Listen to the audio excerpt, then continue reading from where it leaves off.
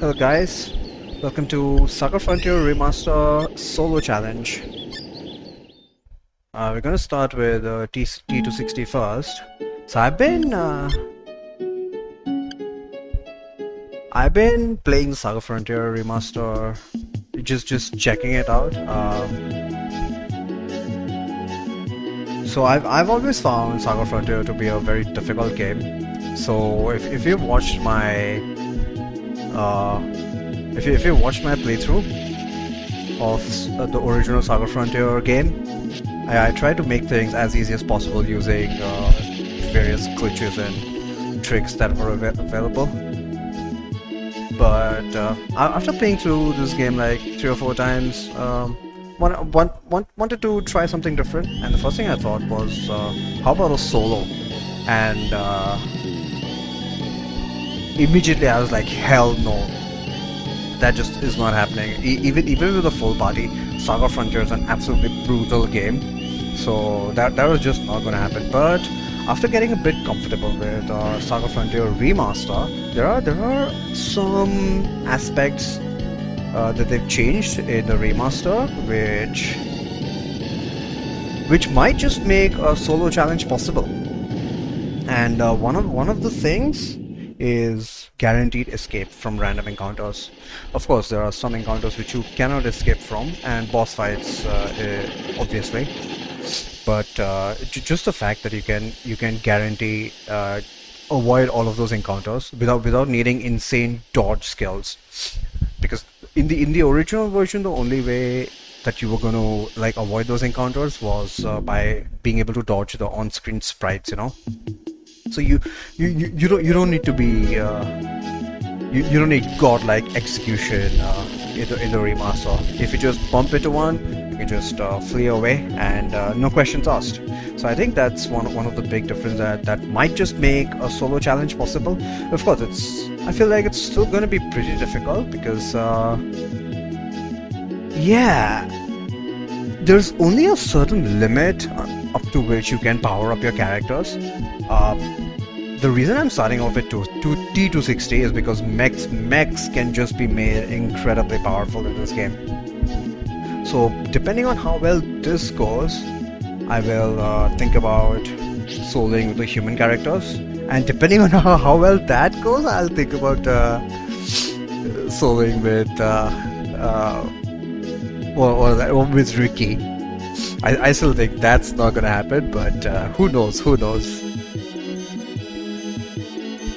But yeah, I think the biggest problem with trying a solo in the original version is that the random encounters are most likely to just kill you, because you can get mobbed, and when you get mobbed, there's very high likelihood that they're gonna combo you, and there is no way to escape combo.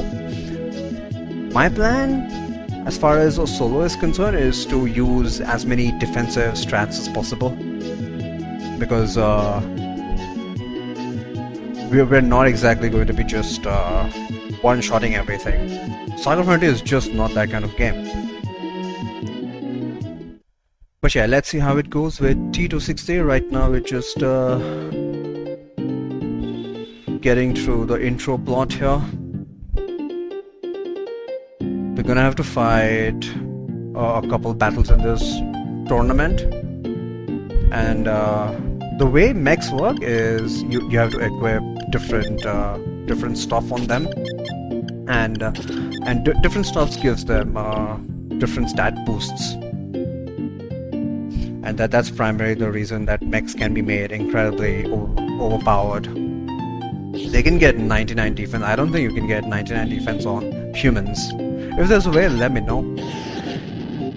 But yeah, at the beginning, in each of these fights, it's guaranteed to drop some junk stuff, or I'm not sure exactly what it's called, but we just want to take that back to Taco, and we want to repair that junk. So we got a broken bumper here.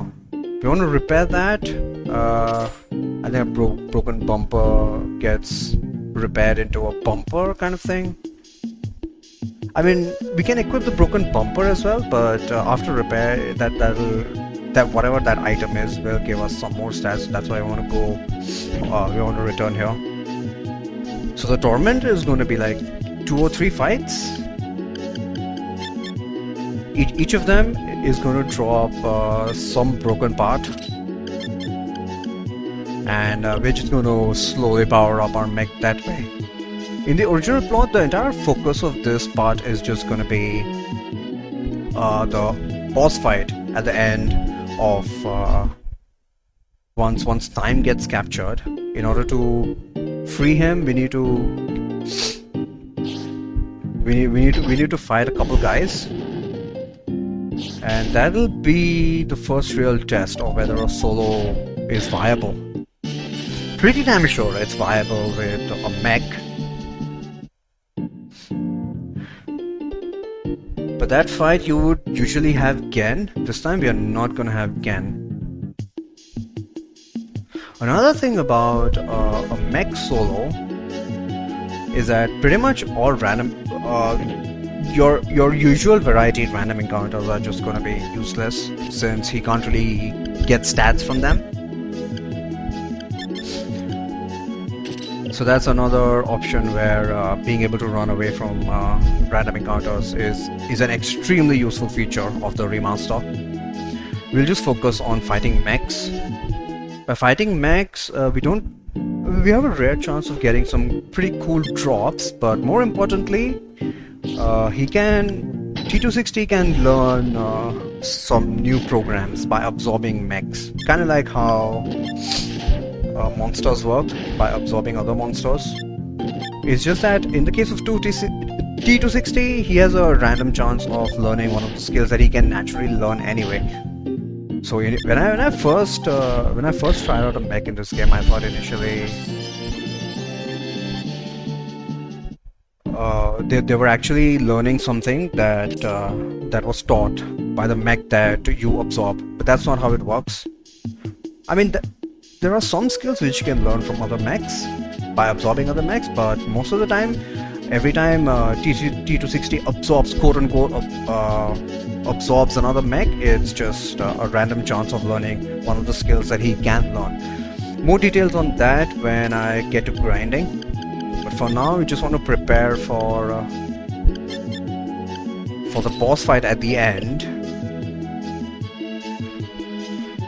And what's going to be important for that is finding out whether we can grind. Is there a place here that we can grind on mechs for?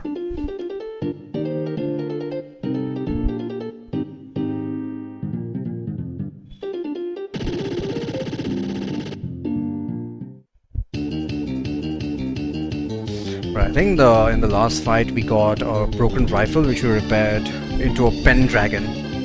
So that Pendragon is going to be a very useful damage increase. I think even without that, we could have dealt with this guy. Right now our best damage is from that HE rocket. Unfortunately, it only has 1 ammo.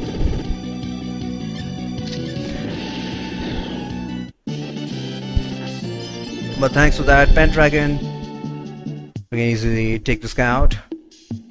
T260's punch right now is just absolute garbage.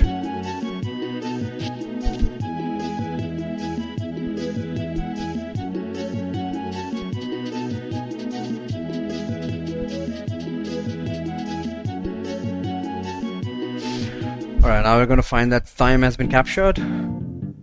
And theoretically, Gen is supposed to join us, but like I said, solo. So there's going to be our first dungeon here, and if I remember,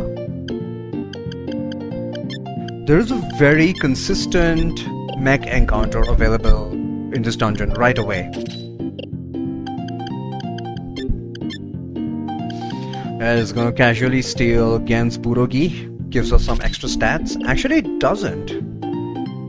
-5 HP, but HP is not super important. We need those defenses. Anyway, let's get into the dungeon.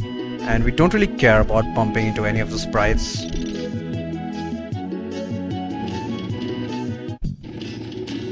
Now there's a mech encounter.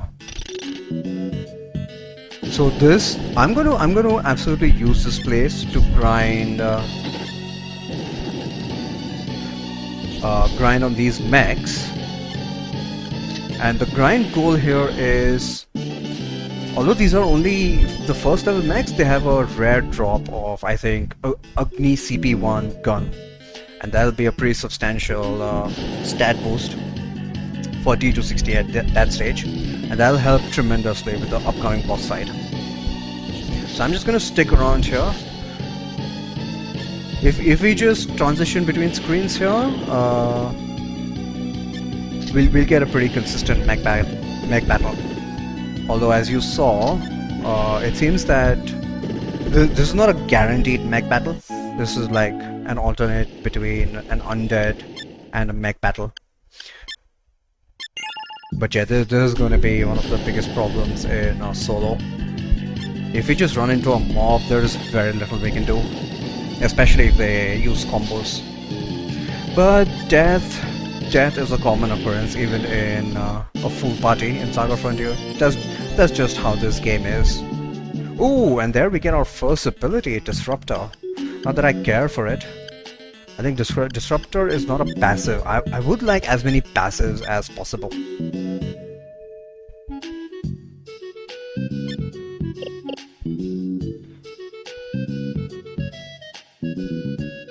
Okay, that one was a bird. Okay, here's a mech again. I'm just going to transition between screens and just try and run into mechs. And at some point, they should drop an Agni CP1. Although those repair kits are also very helpful. It's just that I would rather not equip Backpack on T260. Backpack doesn't really give great stats, and we want to make use of every single slot that T260 has. Unlike humans, where you can put only certain types of equipment in certain slots, we can pretty much put... oh, there we go! Can't believe I got this so quickly. Agni CP1 is a rare drop. Now there's a common, uncommon, rare, and a very rare drop slots for enemies.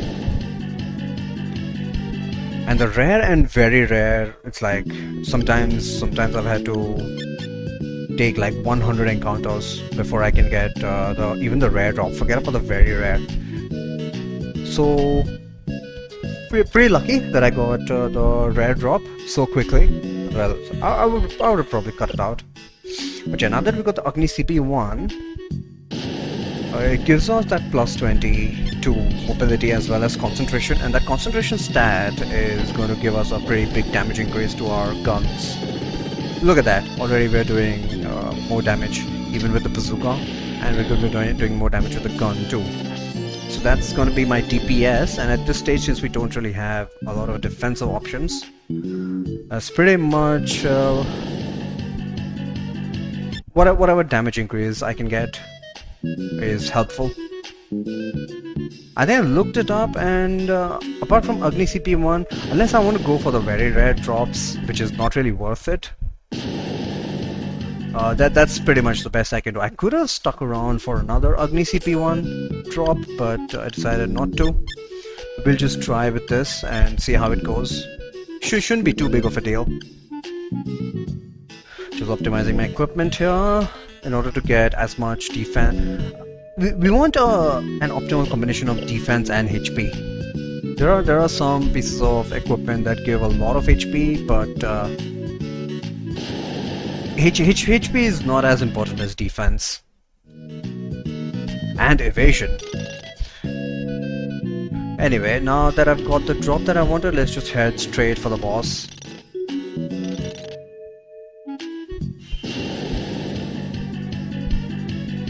And see how well we can do there without having Gen to help us out. I'm just going to take whatever mech encounters I can along the way, just in case T260 can learn some abilities, just out of sheer luck.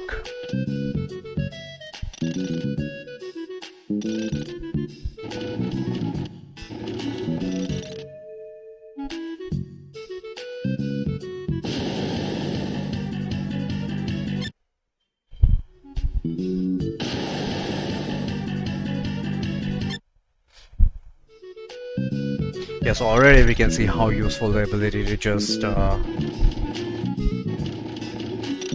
completely avoid those random encounters is. What this enables us to do is to just focus on building up our stats, focus on building up our character, and then just going for the boss fight.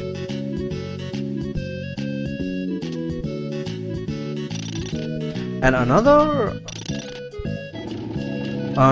aspect which comes into play now that we can pretty much run away from random encounters is we can crawl through dungeons provided they don't have any bosses, or at least until the point where the boss shows up. We can just crawl through the dungeon and collect whatever treasures we can without having to deal with the random encounters. So that's probably what I'm gonna do once we get out of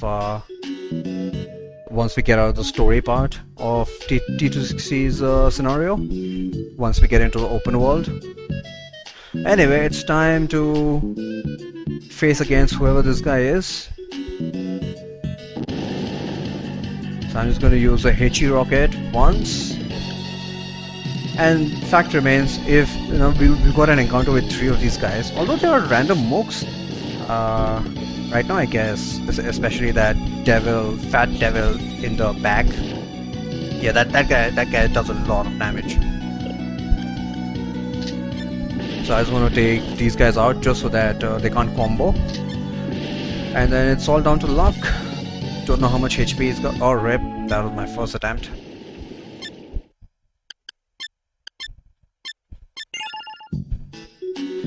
Autosave is another great feature. Although there was quick save in the original version as well.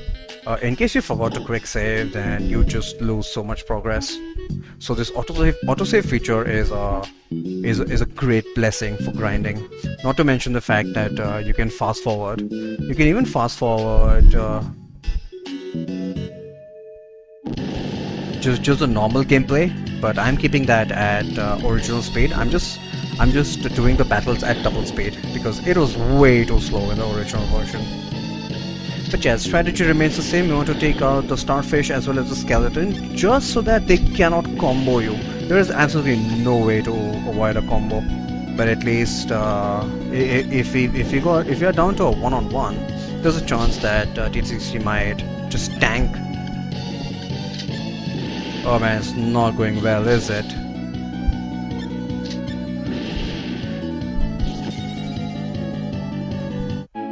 Yeah, so it looks like we can't just go full DPS on this guy.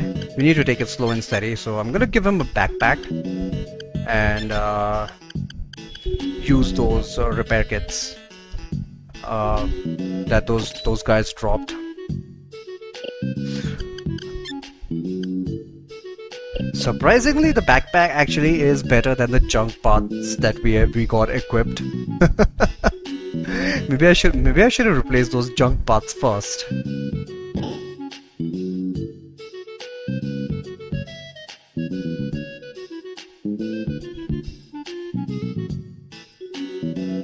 It's a pity that Gen does not start with the sword itself. It's only during this cutscene that he suddenly gets an iron pipe or whatever the hell. Otherwise, I could have just taken that sword from him and would have given a pretty decent stat boost to T260.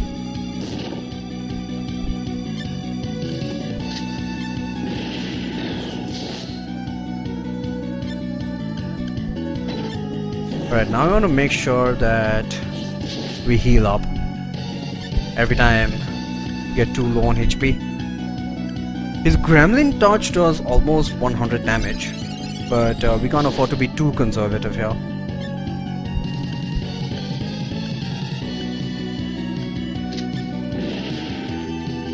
I think the Pendragon does slightly more damage than the Agni CP one.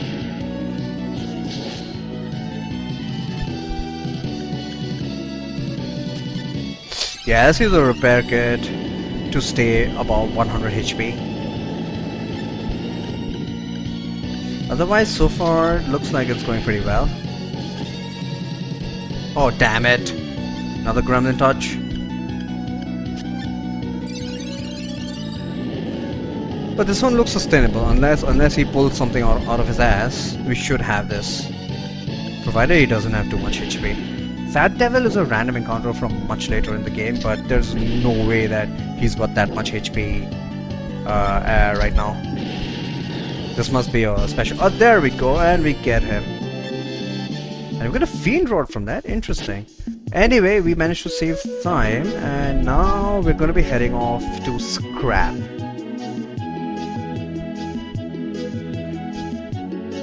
So we still don't have opportunities to power up T260 yet. In Scrap, we're going to have to deal with Caballero first.